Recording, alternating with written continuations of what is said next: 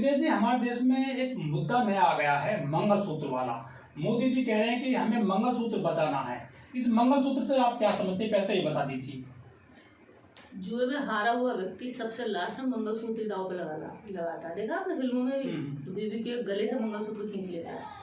तो अब राजनीति में जब सबसे करारी और सबसे बड़ी वाली हार होने वाली है, क्योंकि जून में ये 4 जून के बाद पूर्व प्रधानमंत्री के रूप में घोषित होने वाले हैं। इस डर के कारण आखिरी दाव मंगलसूत्र पर लगा रहे हैं। जब पांडव हारे थे तो देवियों को, गहनों को, मंगलसूत्र को, सबको लगा दिया था। अब बीजेपी की हार को देखकर ये मंगलसूत्र तक आ रहे हैं। ये वही पार्टी है जो मणिपुर में जब बच्चियों को, बेटियों को नग्न करके सड़कों पर घुमाया जाता है और तालियां बजाई जाती है, वीडियो बनाई जाती है और आम जनता उनको देखकर एकदम सहम जाती है, लेकिन बीजेपी के कानों पर जो नहीं लगी। प्रधानमंत्री उस समय कहीं बाहर विदेशी यात्राओं में थे, लेकिन वहां से आकर भी उन्होंने अपने देश का मणिपुर का हिस्सा नहीं देखा जाता। यही स्थिति आज की, जब लग रहा है कि अब जनता जाग रही है, अब जनता जो है धार्मिक कर्मकांड और धार्मिक जुमलों से या फिर धार्मिक बातों से या मंदिर से, राम मंदिर के नाम पर जनता इकट्ठी नहीं हो रही है, तो अब वो दूसरे पैतरे अपना रहे हैं। लेकिन जनता इसको भी समझ रही है। अभी ऐसा ही है, और हाल देखिएगा, रोने भी लगेंगे। कुछ रैलियों में भी रो कर संबोधित करेंगे, रो कर आंसू आएंगे। ये बात मैं बता रही हूँ। हो सकता है कि इसका जो अगला चरण है रोने वाला हो, मंगलसूत्र से बात नहीं बनेगी और स्थिति ऐसी बनी रही तो ये जनता अब अगली रैली में इनको रोने के लिए भी मजबूर कर देगी। हमारे देश के एक सैनिक रहे हैं हेमराज, उत्तर प्रदेश के मथुरा से वो आते थे और पाकिस्तान के आतंकवादी उनका सिर काट कर ले गए थे। तो मोदी जी ने कहा था बाकायदा कि हम एक के बदले 10 सिर लेकर के आएंगे, लेकिन हेमराज की पत्नी आज भी न्याय के लिए दर की ठोकर खा रही है। क्या उनका मंगलसूत्र की चिंता नहीं करते मोदी जी? देखिए, इस देश के अंदर सैनिकों की पत्नियों को जो सम्मान और जो मुआवजा मिलना चाहिए वो आज तक किसी भी, आप जितने सैनिकों की पत्नियों से मिलेंगे तो वो सैनिकों की पत्नियां कहीं मजदूरी कर रही हैं, अपने बच्चों को खेतों में मजदूरी करा रही हैं, वो किस तरह से अपने जीवन को गुजर बसर कर रही हैं, ये इस पार्टी ने नहीं देखा लौट करके। अगर ये ध्यान रखती है तो टेनी जैसे लोगों का ध्यान रखती है जो किसानों के ऊपर गाड़ी दौड़ा रखती है। अगर ये ध्यान रखती है तो ब्रजभूषण का रखती है, जो ब्रजभूषण पहलवान बेटियों के साथ में पूरी तरीके से अपराधी मतलब कोर्ट से भी उसे बरी करा लाती हैं, उसे फिर टिकट देने की भी बात करती हैं। अगर उसको नहीं देती हैं तो उसके बेटे को दे देती हैं। एक तरफ तो तुमने उस समय कोई कार्रवाई नहीं की जब ब्रजभूषण के ऊपर आरोप था, सारा देश उसके खिलाफ आरोप था और पूरा साबित भी हो रहा था, किसी तरह की आपने कोई एक्टिविटी नहीं दिखाई और आज तुमने ब्रजभूषण का टिकट काट के उसके बेटे को दे दिया। इसका मतलब तुम मानते हो कि ब्रजभूषण अपराधी था, इसलिए तुमने उसको टिकट ना देकर उसके बेटे को दिया। और अगर तुम जानते थे वो अपराधी था तो फिर तुमने एक्शन क्यों नहीं लिया, कोई एक्शन नहीं लिया। इससे सीधा सीधा पता चलता है कि आप बेटियों के बारे में, बेटी बचाओ बेटी पढ़ाओ जैसे नारे केवल बेटियों के वोट लूटने के लिए देते हो, महिलाओं का वोट लेने के लिए देते हो, ना कि उनकी सुरक्षा करने के लिए देते हो। अगर बेटियों से प्यार होता, बेटियों के सम्मान की कदर होती तो इस देश के अंदर, इस देश में मनीषा वाल्मीकि जैसी लड़कियों को रातों रात पुलिस प्रशासन नहीं जला देता, हाथरस जैसी बेटियों को, उन्नाव जैसी बेटियों को ट्रक से कुचल के नहीं मारा जाता। इस देश के अंदर यदि बेटियों के बचाने की बात होती तो मणिपुर जैसा केस नहीं होता। बीएचयू का मामला है बीएचयू में, हाँ देखो लड़की असली उसकी रेप करते हुए तक वीडियो बनाई गई है।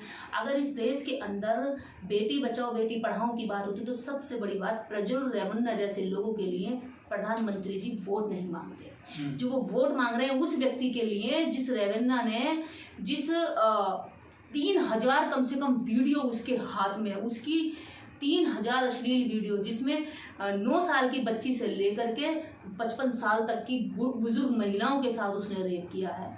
और वो उस व्यक्ति के लिए वो गर्व से वोट मांग रहे हैं मंच से कि आप मैसूर में जाकर कि आप वोट दीजिए। आज ऐसा निष्ठावान, ऐसा ईमानदार और ऐसा कर्मठ नेता आपको मिल रहा है जिसके लिए मैं वोट मांग रहा हूँ। हाँ वाकई में कर्मठ है, वाकई में जुझारू हुए जो इतनी कम उम्र में 3000 वीडियो, 3000 रेप कर दी, जो अभी तक किसी के ऊपर ऐसा रेप का वो नहीं। पूरा विश्व ख्याति प्राप्त व्यक्ति बनेगा ही। अगर विश्व में सबसे ज्यादा बड़ा रेपिस्ट बना जाएगा तो ये इन्हें तो वो बाबा भी छोड़ दिए जो बाबा अपनी गुफाओं में बैठ करके महिलाओं को आशीर्वाद देते थे।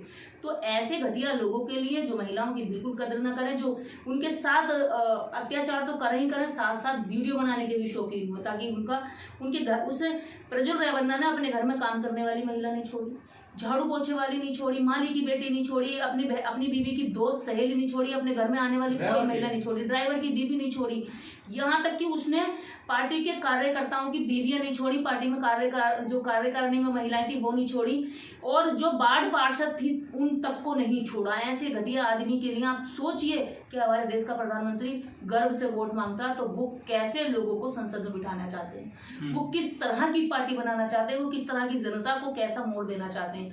ऐसा ही कि वो इस समाज की, इस देश की जनता की बहन बेटियों के साथ उनकी आबरू पे हाथ डाले, उनको नोचे खसोटे और वीडियो बनाए और फिर उनको धरा धमका करके उनके खिलाफ होनी चाहिए अपराधी के कार्रवाई, तो कार्रवाई वो कर दे उल्टा उन्हीं महिलाओं के, उनको ही मानसिक प्रताड़ना देता रहे। तो ऐसे लोगों के लिए अगर प्रधानमंत्री जी वोट मांग रहे तो बेहद शर्म की बात है।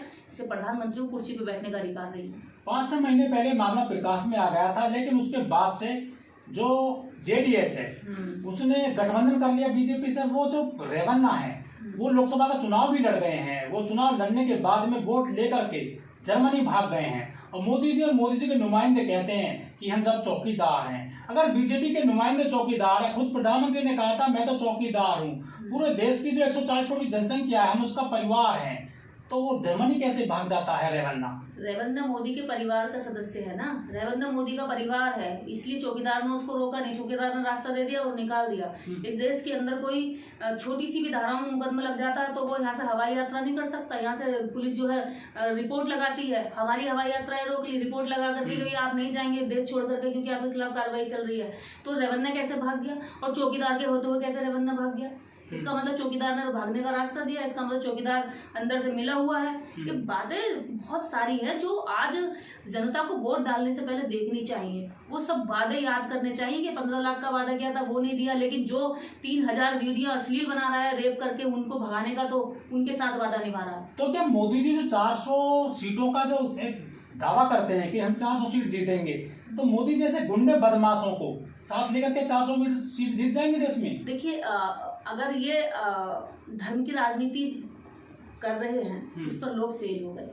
अब ये कैरेक्टर देख लेते हैं पहले से ही कि कैसे लोगों को पार्टी में लाना है, जो ज़्यादा रसूखदार हो, गुंडे हो, बदमाश हो, या उनकी जो कुंडली है वो इतनी खतरनाक, इतनी खूंखार हो कि उनकी कुंडली को अपने काबू में रखें और फिर आराम से उनसे अपने हिसाब से काम कराएं। क्योंकि एक अपराधी व्यक्ति हमेशा अपने आका से डरा हुआ रहेगा। एक साफ सुथरी छवि का व्यक्ति डरेगा नहीं, इनके सामने खड़ा हो जाएगा, जनता के काम करेगा, जनता के मुद्दे पर आवाज उठाएगा। तो ऐसे रेवन्ना जैसे लोग जनता के मुद्दे पर काम नहीं करेंगे। उन्हें ऐसे लोग चाहिए जो जनता के मुद्दे पर काम न करें, जो पार्टी के साथ भ्रष्टाचार में सहयोग निभाएं, जो पार्टी के साथ जो धन्ना सेठों के लिए कानून बने उनमें वो जाकर के सीधे कलम अपना हस्ताक्षर कर दे, कोई ऑब्जेक्शन न करे। लेकिन मोदी जी की जो सरकार चल रही देश में वो कहते हैं कि 33% आरक्षण दे दिया महिलाओं को, नारी वंदन शक्ति की बात करते हैं, महिलाएं नाचती हैं कूदती हैं संसद में जाकर, तो ये किन महिलाओं को बचा रहे हैं? ये नहीं, वो महिलाएं हैं जो नाचती हैं कूदती हैं, जो 33% रिजर्वेशन की तारीफ करती हैं, किरण खेर जैसी महिलाएं हैं। ये वो महिलाएं कंगना रनौत जैसी महिलाएं हैं जो पहले बिकनी में पहनकर नग्नता पर उतर आई थी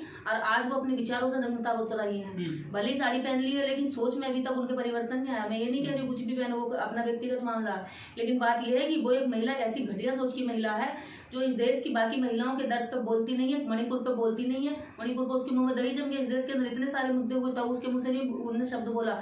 लेकिन अब वो कह रही है कि हमारे प्रधानमंत्री जी से सीखो। हेमा मालिनी जैसी महिलाएं हैं जो कह रही है, जो नाचती हैं, क्योंकि इन्हीं औरतों। और देखिए बीजेपी के लोग बीजेपी की खुद कार्यकर्ताओं के साथ अश्लीलता करते हैं। बीजेपी के लोग बीजेपी की महिला कार्यकर्ताओं ने खुद शिकायत करी है कि हमारे साथ बीजेपी में अगर एक भी हमें प्रमोशन मिलता है या हमें कोई आगे के लिए किसी भी तरह का पद मिलता है तो उसके लिए हमें शारीरिक कीमत चुकानी पड़ती है। तो ये वही महिलाएं हैं जो नाच रही, जो अपनी शारीरिक कीमत चुकानी। संस्कारी पार्टी है भाजपा। हाँ, तो यही तो इनके संस्कार है, यही संस्कार है। देखो ना भाजपा की पार्टियों के संस्कार देखो, ब्रजभूषण का संस्कार देख लो, सारी दुनिया जानती है। कुलदीप सेंगर का संस्कार देख लो, नितिन स्वामी का देख लो, और जो अभी ये रेवन्ना है इसका संस्कार देख लो। तो कहते हैं वॉशिंग पाउडर निरमा से इतने दाग नहीं धुलते जितने नेताओं के दाग, अपराधियों के दाग बीजेपी पार्टी ज्वाइन करने से धुल जाते हैं। लेकिन ये तो कहते हैं बेटी बचाओ बेटी पढ़ाओ।